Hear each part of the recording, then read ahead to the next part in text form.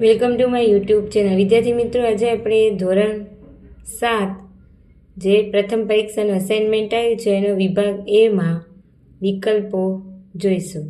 શું કીધું છે? કોઈ સંખ્યા પ્રાકૃતિક સંખ્યા છે. કઈ સંખ્યા પ્રાકૃતિક છે? તો ધન પૂર્ણાંકો આવે એ પ્રાકૃતિક સંખ્યા આવે. પછી બીજું કીધું છે 9 ગુણ્યા ખાલી જગ્યા બરાબર 36. તો 9 આ બાજુ છે, પેલી બાજુ જાય આવી રીતે 9 એટલે -36 ભાગ્યા 9, 9 ચોક 36, તો -4 જવાબ આવશે. હવે 47 ગુણ્યા ખાલી જગ્યા બરાબર -47, તો -47 હતા, આ બાજુ ગુણાકાર આ બાજુ જશે તો 1, -1 જવાબ આવશે. ચલો એવી રીતે ત્રીજું છે -11 પ્લસ -5. તો જો પ્લસ માઇનસ -5, હવે માઇનસ માઇનસ પ્લસ એટલે કરવાનું પ્લસ, 11 ને 5 16 અને મોટા ભાઈ 11 એટલે એની નિશાની એટલે આવશે -16. નીચેનામાંથી કઈ અનઋણ સંખ્યાઓ છે? અનઋણ એટલે ઋણ ના હોય એવી સંખ્યા, તો 0 1 2 3. હવે અહીંયા જો -8 બરાબર 72, તો આ બાજુ ગુણાકારમાં છે, આ બાજુ જશે તો ભાગાકારમાં, -8 9 72 એટલે -9 જવાબ આવશે. એવી જ રીતે આમાં શું કીધું છે? -5 માઇનસ +4. હવે પ્લસ માઇનસ કરવાના માઇનસ, 5 માં 4 જાય તો 1 અને મોટાની નિશાની. હવે અહીંયા 11 ભાગાકારમાં છે, આ બાજુ આવશે તો ગુણાકાર, તો 1 ગુણ્યા 11 બરાબર 11 જવાબ આવશે. અહીંયા માઇનસ માઇનસ પ્લસ થઈ જશે, 13 + 1 એટલે 14. ચલો અહીંયા કેમાં છે? ગુણાકારમાં, આ બાજુ આવશે તો ભાગાકાર, 81 ભાગ્યા 81 એટલે આવશે -1. ચલો હવે અહીંયા કીધું તો એ 0.1 ભાગ્યા 0.01, તો કાઢીએ 1/10 ભાગ્યા 1/100. ભાગાકાર હોય આપણે એને ઉલટાવી દઈએ, વ્યસ્ત કરી દઈએ તો એ ગુણાકારમાં જતું એટલે શું આવશે? 10 જવાબ આવશે. છે 20 ભાગ્યા 2, 10.10 આવે, પણ અહીંયા 0 છેલ્લે તમે લખો તો બી ચાલે ને ના લખો તો બી ચાલે. હવે 4 ભાગ્યા 1/4, તો 4 ભાગ્યા 1/4, 4 ગુણાકાર કરવું હોય તો આ સંખ્યાને વ્યસ્ત કરી દેવાની, 1 4 ચોક 16 એટલે કેટલો જવાબ આવશે? 16 જવાબ આવશે. 1 મીટર બરાબર 1 સેમી બરાબર 1/100 મીટર. હવે અહીંયા 5 તેરી 15 અને છેદમાં 4. હવે આમાં જો આ ઉડી જશે, 4 4 ઉડી જાય, 5 5 ઉડી જાય એટલે એનું મૂલ્ય 1 આવે. આમાં 0ની વ્યસ્ત સંખ્યા, તો 0 છે વ્યસ્ત એટલે કોઈ 1/0, તો આ પદને શું કહેવામાં આવે? અવ્યાખ્યાયિત કહેવામાં આવે. 1/10 ગુણ્યા 1/10 એ 1/100મો ભાગ છે. ચલો આમાં કેટલા દશાંશથી જમણી બાજુ ખસશે? તો 1 અને 2, તો 1 અને 2 દશાંશથી. હવે આ 20માં કયું મોટું છે? 1.003 કે 1.03? તો પેલી બે સંખ્યા લેવાની, એમાં કોણ મોટું છે? આ, તો આપણે આ જવાબ આવશે. એ અને બી પરસ્પર વ્યસ્ત સંખ્યા છે, તો એ ગુણ્યા બી પણ શું થશે? 1 થશે. હવે આમાં ડાબી બાજુ કેટલું? તો કેટલા 0 છે? 1 2 ને 3, તો 3 ચિહ્ન ખસશે. હવે આમાં બહુલક શોધો, વધારે વખત આવતો હોય. ચલો 1 2 3 વખત આવે, આ 4 વખત આવે છે, તો કયો બહુલક થાય? 3. બહુલક એટલે જે વધારે વખત આવતું હોય ને બહુલક કહેવામાં આવે છે. પછી જે સૌથી મોટા અને સૌથી નાના અવલોકનો વચ્ચે રહેલું માપ શું દર્શાવે છે? તો સરાસરી દર્શાવે છે. 11 25 48 15 20 25 48 90 નો વિસ્તાર. તો હવે વિસ્તાર બરાબર સૌથી મોટું 90 અને સૌથી નાનું 11. 90 10માંથી 1 જાય તો 9, 8માંથી 1 જાય તો 7 એટલે 79 જવાબ આવશે. માહિતીના અવલોકનના મધ્યમાં રહેલું માપ શું દર્શાવે છે? તો મધ્યસ્થ. માહિતીમાં સૌથી વધુ વખત પુનરાવર્તન પામતું અવલોકન બહુલક દર્શાવે. સૌથી મોટું અવલોકન માઇનસ સૌથી નાનું, અત્યારે જ આપણે કર્યું વિસ્તાર. હવે આનો સરાસરી અંક કયો છે? 4 વત્તા 1 વત્તા 2 વત્તા 0 વત્તા 1 વત્તા 5 વત્તા 4 વત્તા 2 વત્તા 2 વત્તા 1. ચલો કેટલા ગણી દઈએ? 1 2 3 4 5 6 7 8 9 ને 10. તો છેદમાં 10 આવે ને? 4 ને 1 5 6 7, 5 ને 1 6 થયા, 6 ને 4 10, 2 2 4 ને 1 5. તો 17 18 19 20 21 22 છેદમાં 10 એટલે આવશે 2.2 સરાસરી આવશે. ચલો હવે જોઈએ પ્રકરણ નંબર 4માં 3x - 5.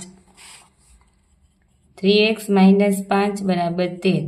તો x નો ઉકેલ મેળવવાનો છે. 3x 13 + 5 18 થાય.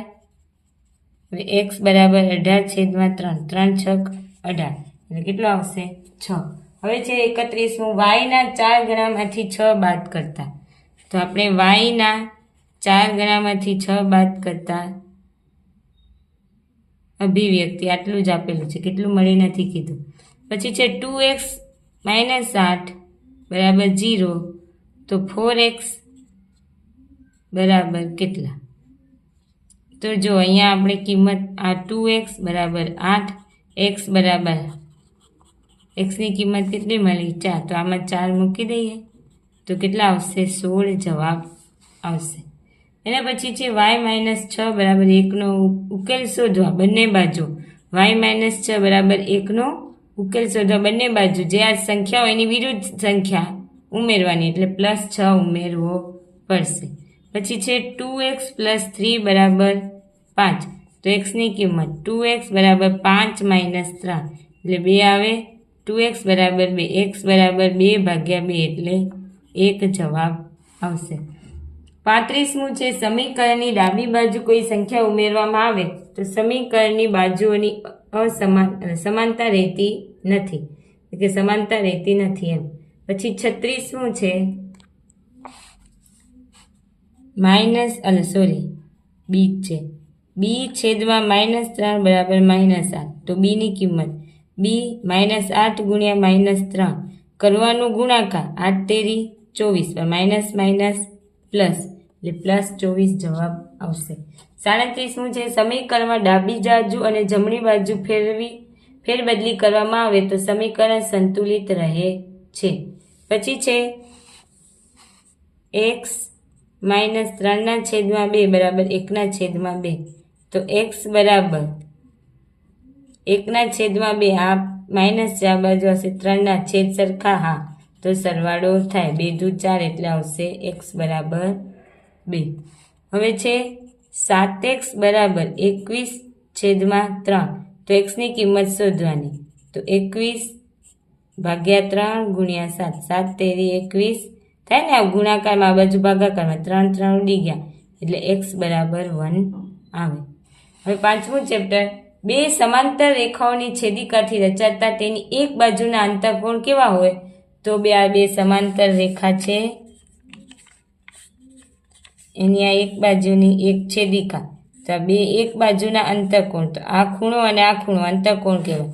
તો એનો માપ 180 હોય એટલે પૂરક કોણ હોય. હવે 68નો કોટિકોણ કેટલો થાય? 41મું 68નો કોટિકોણ તો 90 - 68, 10માંથી 8 જાય તો 2 અને 8માંથી 6 જાય તો 2 એટલે 22 અંશ આવે. 100ના પૂરક કોણનું કોટિકોણ શોધો. તો 100નો પૂરક કોણ એટલે 180 - 100 બરાબર 80. હવે એનો કોટિકોણ તો 90 - 80 તો આવશે 10 અંશ જવાબ આવશે. બે કોટિકોણોનો સરવાળો 90 અંશ થાય. નીચેનામાંથી કયો ખૂણો તેના પૂરક કોણ કરતાં અડધું માપ ધરાવે છે? 44મું નીચેનામાંથી કયો ખૂણો તેના પૂરક કોણ કરતાં અડધું માપ ધરાવે છે? તો આપણે તો જો 180 - 120 કરીએ તો કેટલા આવે? 60. એનો અડધો ભાગ કરીએ તો આવે નહીં 30. હવે 180 - 60 કરીએ તો કેટલું આવે? 120 અને એને ભાગ્યા 2 કરીએ તો આવે 60. એટલે નીચેનામાંથી 60નો ખૂણો છે પૂરક કોણ કરતાં અડધું માપ ધરાવે છે, તેના પૂરક કોણ કરતાં. એટલે 60નો પૂરક કોણ 120. હવે 120ના અડધા કરશો તો તમારે 60 અંશ મળશે. 45મું છે, નીચેનામાંથી કઈ જોડ રેખિક જોડની હોઈ શકે? તો આસાન કોણની જોડ. કેમ? કોટી કોણની 90 થાય, 180 થાય પેલી, એટલે આસાન કોણની જોડ છે એ રેખિક જોડ હોઈ શકે. હવે બે પૂરક કોણોનો સરવાળો 180 થાય. હવે છે 47, નીચેનામાંથી કયો ખૂણો તેના કોટિકોણ જેટલો છે? જો આમાં બધાની ભૂલ થાય. નીચેનામાંથી કયો ખૂણો તેના કોટિકોણ જેવું છે? એવું નથી નીચેનામાંથી કયો ખૂણો, બે ખૂણાનો સરવાળો કોટિકોણ. એટલે 90 - 45 બરાબર 45. એટલે 45 એ છે અડધો ખૂણો. એવું પૂછે નીચેનામાંથી કયો ખૂણો તેના કોટિકોણ જેટલો છે? તો 45નો કોટિકોણ શું થાય? 45, એટલે 45. એવી જ રીતે છે કયો ખૂણો તેનો પૂરક કોણ છે? તો 180 - 90, તો 90 આવે, તો 90 + 90 કરીએ તો 180 થાય. એટલે કયો ખૂણો તેના પૂરક કોણ છે? તો 90 અંશ આવશે. હવે 49મો, એક ત્રિકોણના અંતર સમૂહ કોણ. હવે આપણે ખબર છે આ ત્રિકોણ છે, આ એનો બહિષ્કોણ, આ એના અંતર સમૂહ કોણ. એમાં એકનું માપ 35 છે, એકનું 45, એટલે કેટલું થશે? 80 અંશ થશે. હવે તમે અહીંયા કીધું છે ત્રિકોણ ABC માં AB અને BC કેવા છે? સરખા છે. તો AB નો સામેનો ખૂણો C આવશે અને BC નો સામેનો ખૂણો A. તો ખૂણો A અને ખૂણો C પણ કેવા હોય? સરખા હોય. એટલે આવશે વિકલ્પ નંબર B. તમારે આપેલ છે ખૂણો C અને ખૂણો A. પછી 51મો છે, ત્રિકોણના કુલ કેટલા અંગો હોય? તો 6, 3 બાજુ અને 3 ખૂણા. હવે ત્રિકોણના બે ખૂણાઓ આપેલા છે. એકનું માપ છે 15 અંશ, બીજાનું 55. તો ત્રીજું ખૂણો 9 ને 1 10 ને 1 11.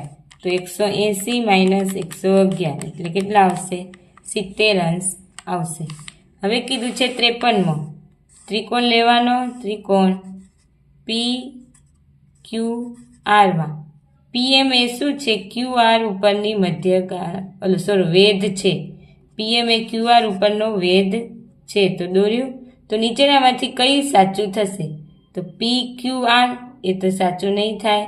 પછી છે PRM એ બી સાચું નહીં થાય. તો આવશે કયો ખૂણો કાટખૂણો થશે એવું કીધું છે. તો આ બે ખૂણા, કાં તો ખૂણો PMR અથવા ખૂણો PMQ. આ બે ઓપ્શનમાંથી તમારે કયો આપેલો છે? તો PMQ આપેલો છે. તો આ ઓપ્શન સાચો. ચલો હવે કીધું છે ત્રિકોણની બાજુઓની લંબાઈ. એક બાજુની લંબાઈ આપી છે 2.5 અને બીજી બાજુની આપી છે 4.5. આપણે ખબર છે આપણે ત્રિકોણની બે બાજુનો સરવાળો તેની ત્રીજી બાજુ કરતાં વધારે હોય. 4, 5, 6, 7. તો સરવાળો કરીશ અને બાદબાકી કરીશું 2.5. એટલે કાં 2 થી મોટું અને 7 થી નાનું. હવે 2 થી મોટું અને 7 થી નાનું ઓપ્શનમાં કયું છે? 5 સેમી.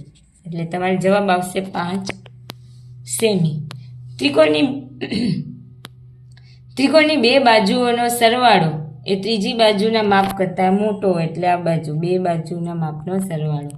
હવે કાટકોણ ત્રિકોણમાં કર્ણનું માપ 13 છે, એક બાજુનું માપ 12 છે. હવે આપણે કાટકોણ ત્રિકોણની જોડી છે.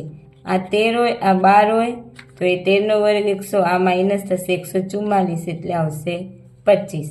એટલે ત્રીજી બાજુ એની થશે 5 સેમી. હવે ત્રિકોણ ABCમાં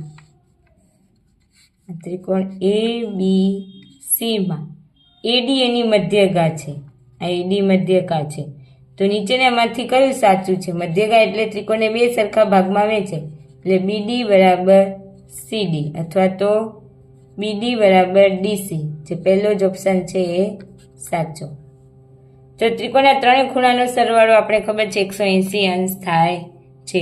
હવે કાટકોણ ત્રિકોણનો કાટખૂણો બનાવતી બંને બાજુની લંબાઈ x છે. તો કર્ણની લંબાઈ આગળ આખો દાખલો છે. આખલો 1x² વત્તા x² બરાબર કર્ણનો વર્ગ. અહીંયા આવશે 2x² બરાબર કર્ણનો વર્ગ. હવે આ બાજુ વર્ગમૂળ નીકળશે 2x² √2x, કેમ કે x² નું વર્ગમૂળ x નીકળશે. વર્ગમૂળમાં 2x આવશે. હવે ત્રિકોણના ખૂણા આપણે સૌથી નાનો ખૂણો તો પહેલાં તો 1, 2 ને 3 જેમ આપેલું છે 3, 4, 5, 6 થઈ ગયો સરવાળો. સૌથી નાનો 1 ગુણ્યા 6 ભાગ્યા 6 ગુણ્યા 180 6 તેરી 18 એટલે 30 અંશ આવશે. કેમ આપણે કહ્યું હતું ને જેમ વાળા દાખલા આગળ જોઈ ગયા એના. હવે છે 90 પ્રકરણ 7માં 90 5% એટલે શું? તો જોઈએ 90 5% આપેલા છે એટલે 100. 5 એકા 5, 5 દુ 10, 9 છેદમાં 2 ભાગાકાર કરીશું તો 2 ચોક 8 અને 2 પંચા 10 એટલે 4.5 આવશે. હવે કીધું છે 15 એ ખાલી જગ્યાના 3% છે તો અહીંયા આપી દીધા છે 3% 100 અને x આપણે શોધવાનો. કોના x એ 15% થાય એમ 15 ગુણ્યા 100 ભાગ્યા 3 બરાબર x એટલે 500ના 3% કેટલા થાય? 15 થાય. પછી છે 1 છેદમાં 5% ગુણ્યા 100% શોધવાના એટલે ગુણાકાર તો 20. પછી 7% એટલે 7 છેદમાં 100. હવે એક વર્ગમાં છોકરીઓ 15 છે ગર્લ્સ અને બોયઝ કેટલા છે? 35. ટોટલ કેટલા થયા? 50 થયા. તો વર્ગમાં કેટલા છોકરાઓ હોય એની ટકાવારી શોધવાની છે. તો 35 છોકરાઓ ટોટલ 50 અને ટકાવારી શોધવાની એટલે ગુણ્યા 100. 50 દુ 100 અને 35 દુ 70 તો 70 છોકરાઓ હોય. ખબર પડી? ચલો 225ના 20%. 225% આપેલા છે એટલે 20 છેદમાં 100 25 દુ 50 થાય. પછી છે x% એટલે xનો 100મો ભાગ અને 25% એટલે 25 ભાગ્યા 100. 25 એકા 25, 25 ચોક 100 1 છેદમાં 4 1/4 ભાગ થાય. હવે આકૃતિ આપેલી છે એમાં ટોટલ 8 ભાગ કરેલા છે અને રંગેલા કેટલા છે? 2. તો એને ટકામાં ફેરવવાનો છે. 2 એકા 2, 2 ચોકા 4 એકા 4 અને 25 ચોક 100 એટલે 25% આવશે. પછી છે 79% ને દશાંશમાં ફેરવતા 79 છેદમાં 100% આપેલા છે એટલે 0.79